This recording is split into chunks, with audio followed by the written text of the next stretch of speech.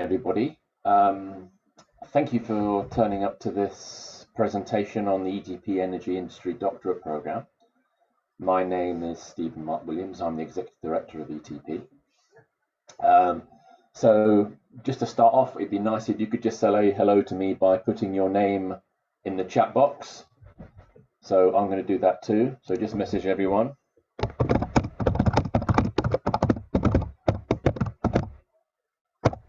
Thank you very much, Julio, Stuart, Steph. Great, thank you. Yeah, I wish I could say that I could read that, but I can't. And thank you very much, everyone. So please feel free to ask questions during the presentation in the chat. I will try and keep an eye on that whilst I'm talking. And also you can put your virtual hand up. I'm afraid I can't demonstrate that because as a host I don't have that ability, but I will keep an eye on. So if you have any question, please put your hand up. So during the presentation, can you make sure your audio and your video are muted? That's for bandwidth purposes, obviously, and we don't want any interruptions. That'd be great. Okay, so we will crack on then. So the ETP Energy Industry Doctorate Program. First of all, the most important thing, of course, is the deadline. So basically in about 6 weeks' time, 12 noon, Monday, the 28th of February. Now, the Energy Industry Doctorate Program has been very successful over the last 10 years. So it is funded by the Scottish Government and, of course, ETP partners, of whom we have 14 now. The funded PhD projects of 3 to 3.5 years. The reason that is that EPCIRC PhDs tend to be around 3.5 years' time, because in engineering they kind of leave you half a year at the end to write up, whereas if it's arts and humanities, it tends to be more 3 years. So either are fine, as far as we're concerned. Up to now, we have supported 133 doctorates across all of our themes, and it's leveraged in £3.6 million of funding from industry partners, and you'll find a full list of projects on our website. So this is very useful. I mean, it's useful in connecting industry with academia, but also, of course, in providing quality students, quality work people into the workplace, researchers, and the quality of the PhD program for the students themselves is important. So we do look after that. Right, so this is phase 3. The doctorate program started in 2008. So we're now into phase 3. And in phase 3, so we've received 720,000 from the Scottish Government to fund this program, which is around 24 projects at 30,000 a project. So during this phase, there are 4 calls, one every 9 months. So this is the timetable. So we had a call during last year, so 2021. So this is the second call of this phase. So you can see the timing here. It opened at the end of November. Deadline, as I said, is the 28th of February. The 31st of March is when the awards go out, and the projects themselves have to start on the 30th of September. And then we have another 2 calls coming up at 9-month intervals. So the next one's deadline would be the 30th of November this year, and then the one after that, the 31st of August. So the current call, the one that's open at the moment, along the same lines as previous calls, if you're aware, there are 7 grants up to 30k to be awarded. In fact, one was carried over from the last call for various reasons. So it is competitive. Okay, there is a panel. It's open to all researchers across ETP partner HEI, so all 14 institutions. There has to be a co-supervisor and a partner, ETP HEI, and it does require industrial support and sponsorship. And it's open to any student in any location, so they can be international or EU, but the funding remains the same. So this is what the application form looks like, which you can find on the ETP website. You can download it. So the application itself must be submitted by the ETP board member of the host institution. So if you are at Dundee, then it needs to be it needs to be submitted by John Rowan, because John Rowan is the ETP board member for Dundee. Okay, if you don't know who your ETP board member is, then there is a list on the ETP website. So there's one board member per institution. And when you make your application, so you have the application form as stated here. So there has to be a letter of support from your ETP board member. And also you need to have the statements from the two institutions where the supervisors are located. Okay, so that'll be yourself and your co-supervisor in the different ETP university. And you need a letter of support from your industrial sponsor. Okay, and also student CV have already identified, but that's not really that important, to be honest. And it's not assessed. The actual student themselves is not assessed. The timeline for this call, so as I said, the deadline is 12 noon, 28th of February. The panel review is on the 9th of March. Okay, so it meets quite quickly afterwards, so 10 days afterwards. Then the board ratification will be towards the end of March of the panel, and then the offers will be in mid-April. So you will know within 6 weeks, hopefully sooner than that, to be honest, whether your application was successful or not. And then your projects must start before the 30th of September. So basically you have 6 months pretty much to get the project up and running and student identified. The invoice and evidence of student registration must be with us by the 30th of September 2022 to enable us to reimburse you for the invoice for the cost of the project, and also in order to be able to claim that back from the Scottish Government who are funding the project. So the funding itself is funded on a third model. So the ETP grants are up to 30k. So irrespective of where the student comes from, they're up to 30k.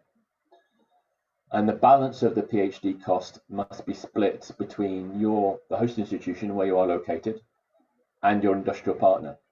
So in other words, for a 75k PhD, then you could see the split there, 25k, 25k, 25k.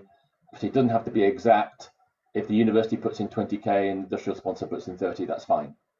I've also had quite a lot sometimes, obviously, when for specific reasons to do with travel, transport, and also materials. Sometimes PhDs can be a lot more than that, and we're happy for the industrial sponsor, for example, to pick up the balance. So we have had PhDs which are 120k, so you get the ETP being 30k, university 30k, and then the industrial sponsor 60k, and of course that's absolutely fine, because we are attracting more investment into the university research base, which is what it's about as well. And so the grant itself, so let's just say that you requested the 25k and you're successful, then the grant is paid upfront on the presentation of the invoice and the evidence of the student registration. So you get the money upfront, which of course is very useful. And as I say again, I can't stress too highly, the invoice and the student registration must be with us by the 30th of September 2022. Right, supervision. So as I mentioned, the PhD must be co-supervised by an academic partner from a partner ETP university. And this is because the ETP's mission is a collaborative activity, and so we want the PhD program to support and enhance collaborative activity between ETP universities. Of course, normally there is also a co-supervisor within the host university as well, not always, but there are sometimes, and of course that's perfectly fine to have a secondary supervisor within the same university, but as long as there's a co-supervisor who gets involved in the program from a partner university. And the co-supervisor must provide a letter of support to accompany the application, and the industrial sponsor must also provide a supervisor and a letter of support, so I will expect to meet them. And there is also this which came out at the last call. So the universities have to provide a statement that the two supervisors are of supervisory level. Okay, that they meet their own regulations for PhD supervision. Okay, so that must be submitted with the application. So this is a new guideline, all right, to do with supervision. It's only a guideline, it's not a condition. And I'll read it out. Ideally, following a recommendation of an independent review of the PhD program, which took place last year and was very supportive, and also advice from our advisory board, we would like to see a multidisciplinary approach drawing in colleagues from other departments in the lead and co-universities. So we understand that generally speaking, these applications are going to be made by researchers from engineering, because it's, you know, it's about technology after all, and the development and the deployment of technology. So for example, if the main discipline is technological, then a co-supervisor from social sciences would broaden the students' experiences. This is only a guideline. Okay, so it can be social sciences, but it also could be, you know, pure science, or it could be, you know, arts and humanities, or it could be business studies. So anything really that's outside of the of your department. It's only a guideline, as I stated. Okay, so the students themselves can be any nationality. Okay, and they must have a first or 2-1, but a relevant master degree is also acceptable. So we have had students who actually don't have they're not undergraduates, but have a master's degree. And as I mentioned before, they should be registered with the host university by 30th September 2022. Doesn't mean to say that they must have started by then, but we must have evidence of registration. And as for the industrial sponsor, so the project requires an industrial sponsor to collaborate. And just to underline, because we get this, I think, confusion with the Knowledge Exchange Network program, which we run, the industrial sponsor can be any size, any location. And when I say industrial, I mean industrial in a kind of quite a loose sense, because we have had Scottish Government themselves be the industrial sponsor. We have had Scottish Enterprise be industrial sponsor. We have had various local trusts be industrial sponsors and councils. So it's really any enterprise. We say industrial partner, but it can be enterprise. And they must provide a third, as I say, on the kind of model 30K, but they can provide more, but they must provide at least a third. And a co-supervisor to the student. So this is for the student experience, is very important. Okay. And they must provide a letter of support to accompany the application. So that must be in the plaque. So, and you've got, you know, various things that you could put in here, the letter of support to make it a stronger letter of support. Benefits to both sides, benefits to the student, value of the support, and so on. All of those things are important because the panel do take into account the letters of support and the strength of the support for the project. IP, again, this is another can be thorny issue for the industrial sponsor, but things to note. First one is ETP doesn't take any IP. We don't get involved in any kind of discussions between the university or the host university and the industrial sponsor. So the existing IP shall remain the property of the host university, okay? And all project IP shall be the property of and vested in the host university. So this is our agreement with the host university. That does not mean to say, however, that the university itself can then make an agreement with the industrial sponsor about IP. But as far as we're concerned, in the contract that we have with the host university, and it's the contract that we have with the university, we don't have a contract with the industrial partner, we give all the IP to the university. But there is a proviso, and this is Scottish Government access. So hopefully most of you will know about this already, but this is important, and I'll let you read it, but essentially you must allow the Scottish ministers a non-exclusive, perpetual and irrevocable royalty-free license. Okay. Now, some industrial sponsors, when they look at that, they go, but the fact is the Scottish Government never use this. Okay, but we know that. And when we have done 133 of these, and the Scottish Government have never come back and said we want to use this. It's just, to be honest, just an accountancy thing. Right, I have a question here from Julio. It says, hello, can there be 2 or 3 industrial partners all contributing to the third of the costs? Might be a mix of government and industry. Yes, absolutely, Julio. There's a good question. Yes, you can definitely have a mix and match. So if they each want to put 5K, that's perfectly fine, as long as you're able to manage that and as long as they all participate in the project. I think we've had that before. I think we've had 3 partners, I think. And of course, you can have, say, 3 partners, but only one of them actually funds the project and the other 2 get involved, and that's absolutely fine as well. So I hope that answers the question. Thanks for the question, Julia. So in project commitment, so this is, again, we don't just give you the money and walk away, right? So these are things that everybody forgets, but you need to do. First one is that you need to invite me to the project startup meeting, because I need to talk to everybody and make them understand what the commitments are to ETP. So, and you must keep me informed of everything that happens, including how the student's getting on, and copies of any formal reports. Every university does reporting and monitoring differently of the PhD program, but any kind of copies that get put in files, then I would need to see. You might need to redact them, but I'll need to see them. And the student will attend the ETP annual conference during the course of their PhD. Okay, so this is no ifs, no buts. They need to attend it, even if they've only been in the project for 2 or 3 months. They don't necessarily have to present, but they do need to attend. Okay, and other things that we deem necessary that they attend. Okay. Now the assessment itself, so you have an application form. So hopefully it's very clear about what the assessment is. And they assessed according to the following 4 criteria, and there is space in the application form for each of these 4 criteria. So they're assessed separately.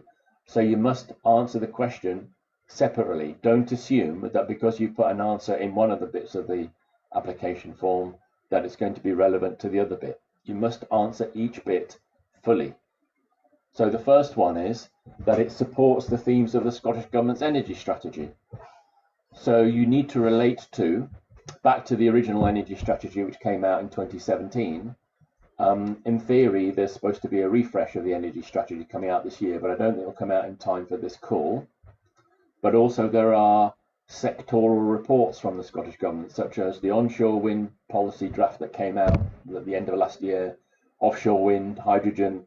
So you need to relate to all of those Scottish Government's documents. Okay. The demand must be driven by industry. So you must demonstrate why it is that the research you do will make an impact on industry beyond the industrial sponsor. Note that. Okay. Academic quality, 10 marks. And finally, that promotes our ETP's mission and objectives of strategic framework. Okay. Each criterion is marked independently, then the marks aggregated. So it's very simple. We have 6 people on the panel. Each of them will mark out of 30. We simply add up the marks and then we compare the marks. Generally speaking, there are 3 or 4 projects which look fantastic and will get passed. There are usually 1 or 2 which we feel as though we can't support, and then the ones in the middle, which then we start having a discussion about relative merits. But it is mark dependent, and that's how we do it. And the assessment panel will include a representative of the Scottish Government.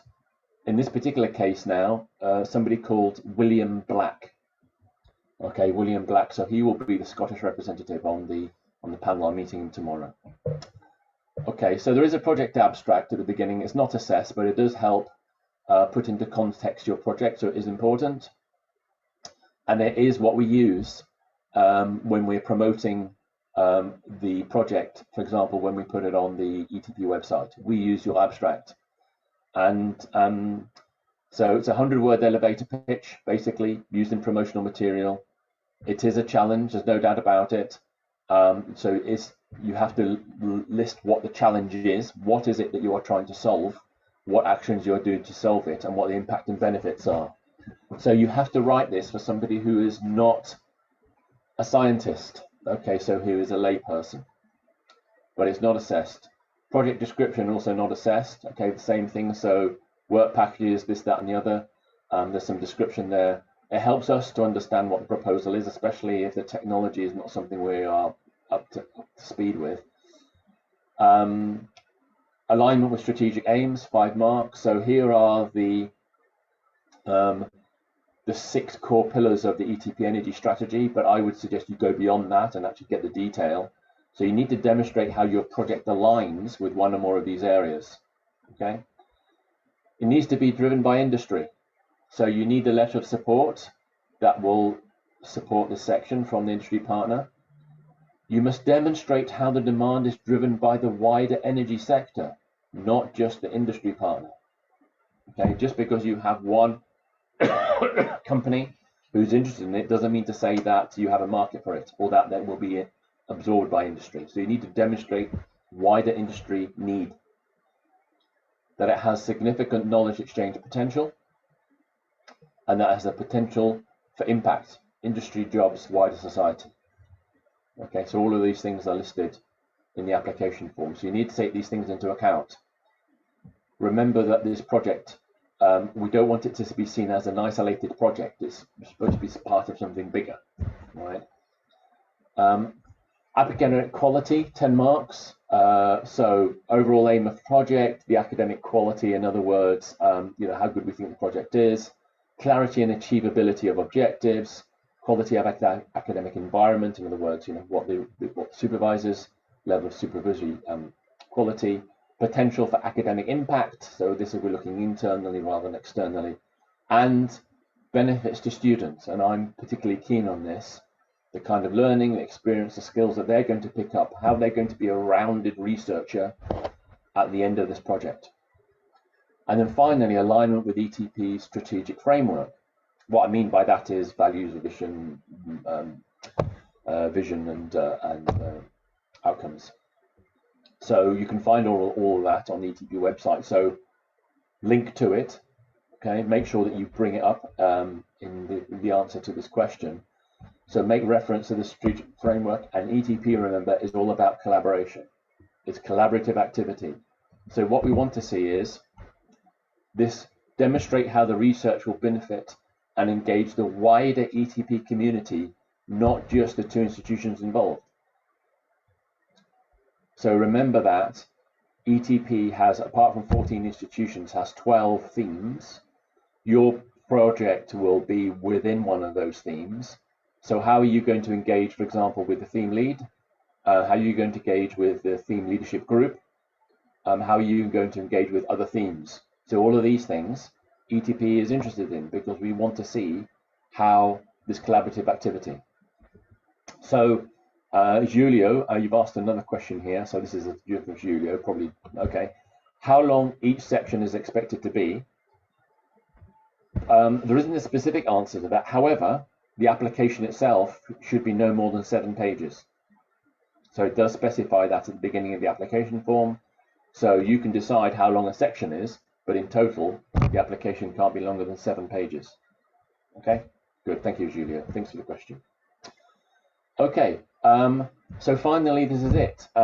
Please feel free to engage with us, talk to the BDMs who are here on the call, business development managers, talk to me, talk to Brian, project manager, and we will help you. So we don't necessarily just want to see you at 11:59 on the 28th of February.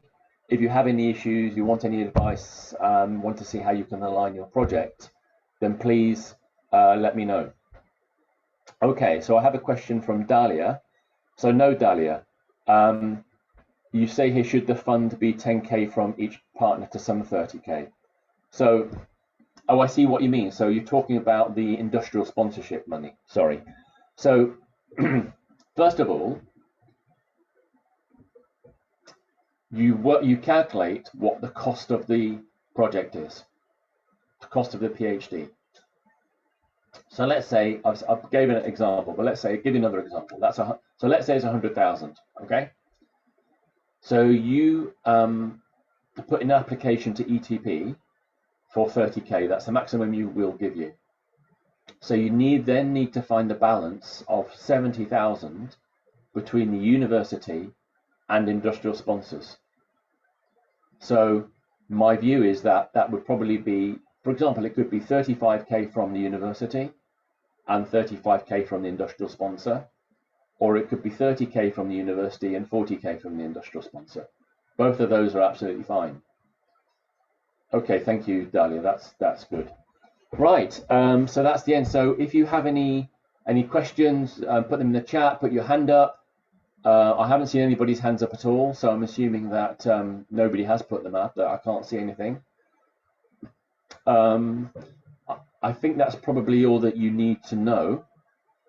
But the most important thing is, please, if you do have any questions, if you come across, you say, I'm not quite sure whether this person qualifies, or you know, what the issues are with the project. In fact, even up to being able to find an industrial sponsor. If you have a project and you think you need an industrial sponsor, again, talk to us, talk to the business development managers, and they may be able to help you in finding that. Normally, though, you would have an industrial sponsor who you've been working with before, you know, in the past, and you have a relationship with them. Okay. Well, in that case, if nobody else has any more questions, good luck with your application, and I hope to get lots and lots of applications. Oh, there is another question that some people ask, by the way, and that is, as I mentioned, we have seven. Well, we have £210,000 to give out, so that equates to 7 of 30k. Of course, it could be 8 if it costs less. And normally we get about 12 to 13 applications, so you have about a 60% chance, 60 to 70% chance of being successful. So it's quite a high rate. Okay, so it means that it's worthwhile. And as I said, if you actually talk to us first, maybe you stand a better chance. Right, so Mamdud, hello Mamdud. Hi, I know that you're from,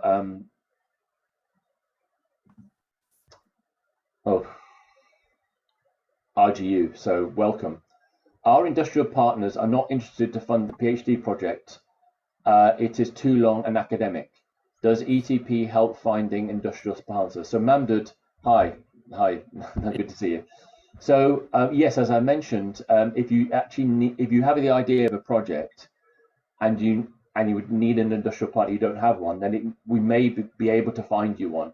So the best thing to do is send me some kind of summary of what the kind of project is and the kind of industrial partner, and then what I'll do is I'll put it out to our business development managers, and we have some of them on the call today, and they will see if they can find you somebody.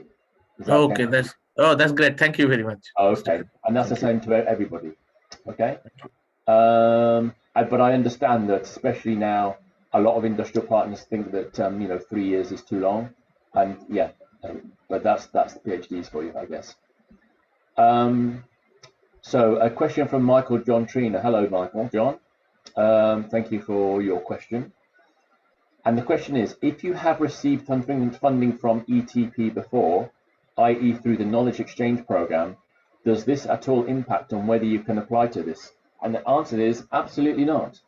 Even if you have received funding from this program before, the ETP Energy Industry Doctorate program, you can apply again. We have supervisors who have been successful 3 or 4 times. And in fact, I'm just trying to think, even in the same call, I don't think actually that's happened. I'm trying to think back whether any supervisors actually made 2 successful applications in the same call. I'm not sure that's the case, but no. If you have received funding from ETP before, very good question. Thank you, Michael John. No problem. So you can still apply to this.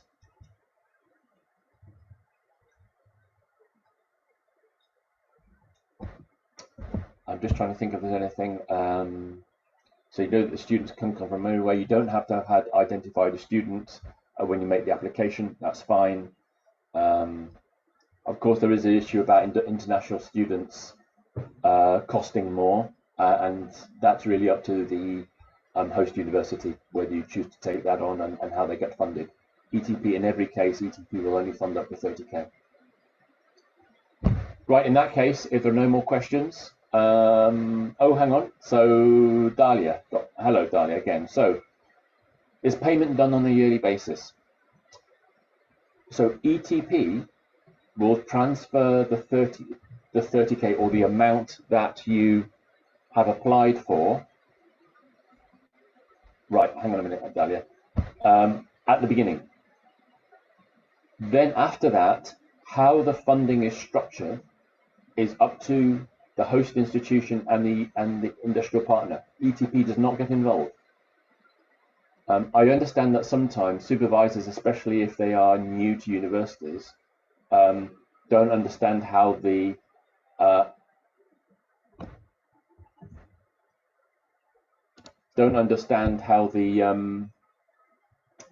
their internal processes work for setting up accounts, claiming, and all that kind of thing. It can be quite labyrinthine, there's no doubt about it.